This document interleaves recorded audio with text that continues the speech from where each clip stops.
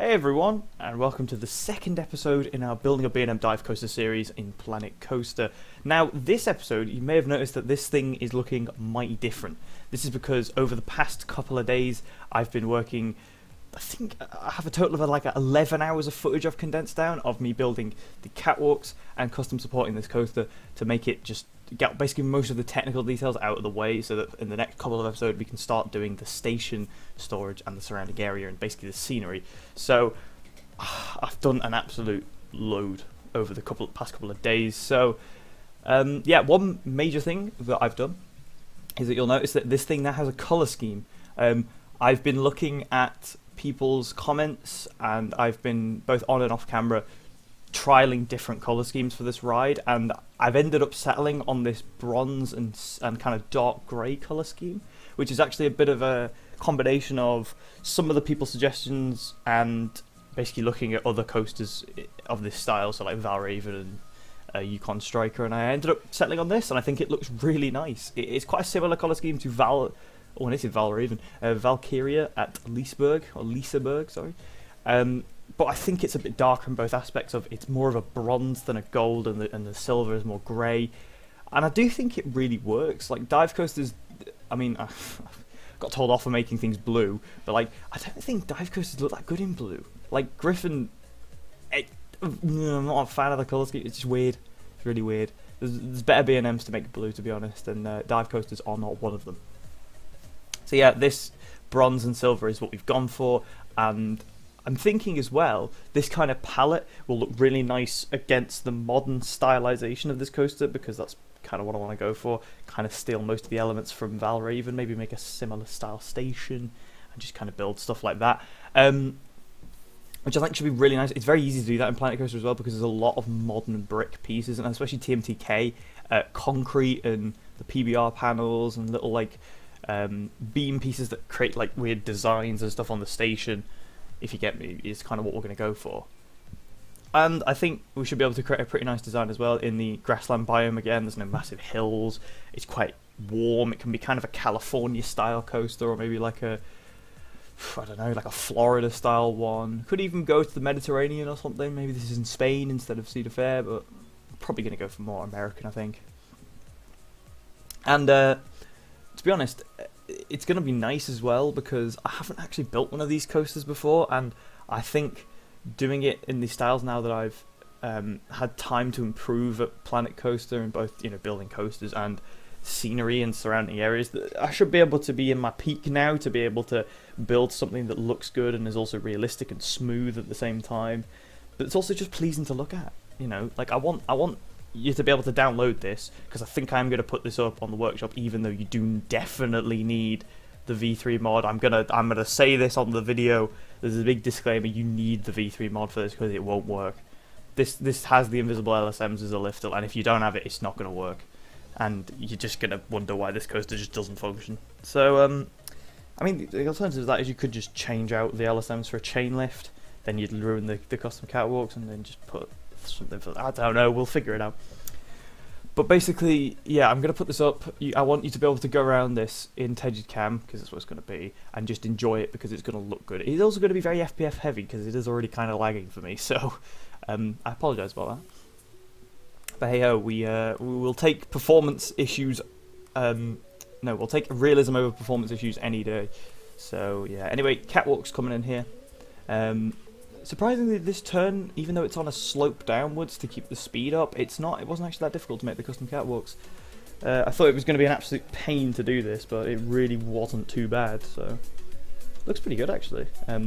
You'll notice as well, after I finish the catwalks, which is, it's in a couple of minutes I think, I do end up actually going to do some track work, which is kind of surprising. I don't ever really change track when it's 1 meter, but I had to change it for the splashdown, because I've kind of done a bit of I messed up a little bit. There's a reason why B&M splashdowns don't bank into them, and that's because the scoop ends up way further in the water before it's supposed to. And my exit kind of dipped you in the water because it was so banked. So basically what I did was I went back, and thankfully because it's a straight section of track, I just connected it up and then had the track kind of pull up a bit more and then bank, and it created a kind of wider, slower turn as well, which is a bit more realistic. And the shaping's a lot better, so realistically, we've done well here. The entrance is also actually quite banked, but it's fine. You don't end up dipped in the water, and the scoop doesn't end up in the water till it's really supposed to. But for some reason, the game's added an in-game splash as it hits the water. I mean, it's not really the end of the world, because I should be able to fairly easily cover that up with a like a triggered splashdown, but it's kind of annoying as well, because it makes it look less clean and a little bit less realistic. But there's really not anything I can do about that, and I don't want to lower the water level because it will look really stupid, and I really don't want to use custom water because it doesn't look great, and I want to keep that really nice reflective aspect of the water. And well, if I put a new thing in, it would just look awful unless it wasn't a screenshot, and quite frankly, we don't want that. We want this to look absolutely beautiful. Put in the mid-course there. I am so proud of this. I managed to get the spiral stairs to line up perfectly onto the other catwalk. That sounds like absolutely nothing to anyone that doesn't really care about like realism and stuff. But look here, I managed to get it so it connects perfectly to this side, and we have a little bit of a catwalk that comes out and connects. It's nice. It works, and I'm happy about it. So how long has this been going on for? 6 minutes. It's not actually that bad. So put the chain in. Well, I'm not putting the chain in. I'm putting the cross ties for the lift hill. This is supposed to be an old gen dive coaster, like Griffin style. You'll know that from the supports that I put in a bit. Instead of the clean cut Valraven style supports, I've gone with the, you know, cylinder that goes across and then it like sticks in and it's sticking out at the end, and it looks like slightly less B&M-esque, but it's an old gen kind of thing, so I've gone with that. Mainly just so the trains don't look weird. Given that Griffin is really one of the only dives with 10 across, is that right? Is that Clone in China that has the 10 across seating? But Griffin's really the only one that has 10 across seating. So here we go. Here's the retracking this end bit here. You can see I've pulled it up slightly more so that the train comes out of the water before banking. But yeah, anyway, so old style to keep the trains looking good. And I think it works, really. I think the supports you'll see in, how long? A couple of minutes, maybe 3 or 4 minutes. You see them. I think they turned out really well, and I'm really actually happy with how this thing looks. It's very rarely when you build a coaster in Planet Coaster does it look like a big ride, like, you know, it looks to scale, like you're stood there and you look up and you're like, that is a big bugger. This thing does. This thing is, and it hasn't even got paths in yet, and I'm just thinking putting paths and splashdowns in, this thing is going to look enormous, like, and it's going to look sick when you've got all the trains flying around. I was debating this about how I'm going to have this thing open, whether or not I kind of just, you know, sacrifice realism and build a pathway, or I put a transfer shed right next to the station and kind of make a fake station, so the coaster can kind of just open and not have any people in. But then you do lose the really nice realism of. I could do that actually. I might do that. I might put a fake transfer section next to it so the station's kind of walled off, and then the exit, like Oblivion, and then the exit kind of just comes out the side and goes up and across like it does on Griffin. I think we might do that actually. That sounds pretty good. And then you get a cool little overhead view of the station like you do on Griffin as well. I think I'm going to do that.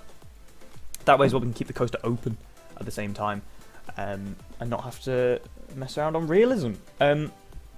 So yeah, basically that's currently where we are. You can see I'm putting the supports in now. You see what I mean about this colour scheme? I think it looks really nice. And it looks especially nice again with the grassland biome as well, the kind of orangey grass, the savannah style, or Mediterranean, whatever you think about that, I don't really mind. I'm using some custom photos there, getting a lot of custom things here. Like I'm using Giga track. There you go. There's the style support I was talking about. I'm using Giga style supports because they're really thick on dive coasters on the lift hill, but for some reason they're not anywhere else. Like B&M have the cleanest supports, but they also are the weirdest supports because they change thickness like nobody's business, and it's really weird. But they look really nice, so you can see there I'm just kind of looking at it from different angles and making sure that it all looks really nice. And yeah, basically that's where we're up to. So I think I'm going to end the time lapse here. end the time lapse? No, I'm going to end the voiceover here for the time lapse, and I'll just let you watch the rest of this with some music that I'll find you've definitely heard again before. I can't find anything that isn't non-copyrighted these days, which is very annoying, and I'm sorry about that. But if you have any music suggestions, actually throw them in the comments. It'd be really helpful. So the next episode, I think we should be getting on with the station and transfer section. I'll do them in bulk because, like I said, if I'm going to get this kind of open thing, I want this to look decent, so I want those to go kind of tangent and go in together. Not tangent, tandem. That was very good English. So I'm going to get them all done in kind of one go, so that everything is just kind of nice and neat in its package. And then that's another technical detail that we can get out of the way and call finished. So that then the episode after that, it will just be the queue line and then the surrounding areas, which we may spend two episodes on. I may spend an entire episode on the splashdown, to be honest. Just get the triggers nice and sorted, because this thing just needs to be absolutely perfect in every single way. I'm really happy with this Immelman as well, especially with these supports coming in as well. Anyway, enough rambling. So I'll just wrap it up here. So thank you very much for watching this episode of the B&M Dive Coaster series. Stay tuned for more, and I will see you all next time.